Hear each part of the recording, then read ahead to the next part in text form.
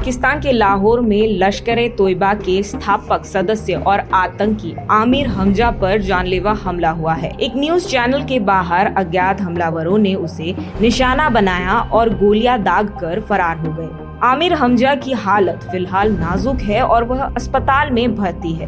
बता दें कि हमजा आतंकी हाफिज सईद का बेहद करीबी रहा है और भारत में हुए कई बड़े आतंकी हमलों का मास्टरमाइंड भी रहा है। पाकिस्तान में एक बार फिर अज्ञात हमलावरों ने अपनी मौजूदगी से दहशत फैला दी है। नजारा कुछ वैसा ही है जैसा हमने धुरंधर फिल्म में देखा था। चुपचाप आना, सटीक निशाना लगाना और फिर गायब हो जाना। इस बार इन बंदूकधारियों की हिटलिस्ट में था भारत का एक पुराना और खूंखार दुश्मन आमिर हमजा। लाहौर की सड़कों पर एक न्यूज चैनल के दफ्तर के बाहर उसे घेर कर ताबड़तोड़ फायरिंग की गई, जिसमें वह बुरी तरह जख्मी हो गया। फिलहाल लश्कर का यह फाउंडर अस्पताल के आईसीयू में भर्ती है, जहां उसकी हालत बेहद नाजुक बताई जा रही है। हमलावरों ने जिस सफाई और सूझबूझ से इस ऑपरेशन को अंजाम दिया, उसने पाकिस्तान की सुरक्षा एजेंसियों की नींद उड़ा दी है। सरेआम हुई इस गोलाबारी ने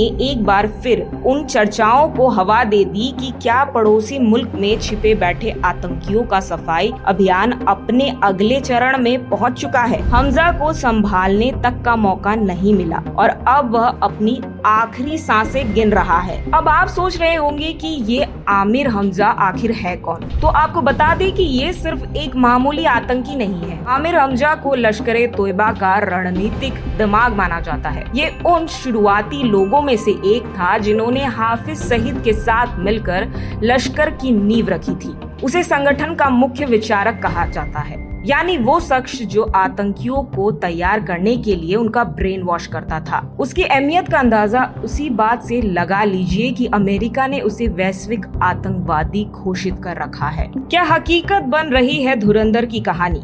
अगर आप पिछला रिकॉर्ड देखें तो ये किसी सस्पेंस फिल्म की स्क्रिप्ट जैसा लगता है। इस साल 2026 की शुरुआत में लश्कर कमांडर बिलाल आरिफ शरीफ को ठिकाने लगाया गया। 2025 में झीलम में फैजल नदीम और सिंध में अबू सैफुल्ला खालिद का भी वही अंजाम हुआ।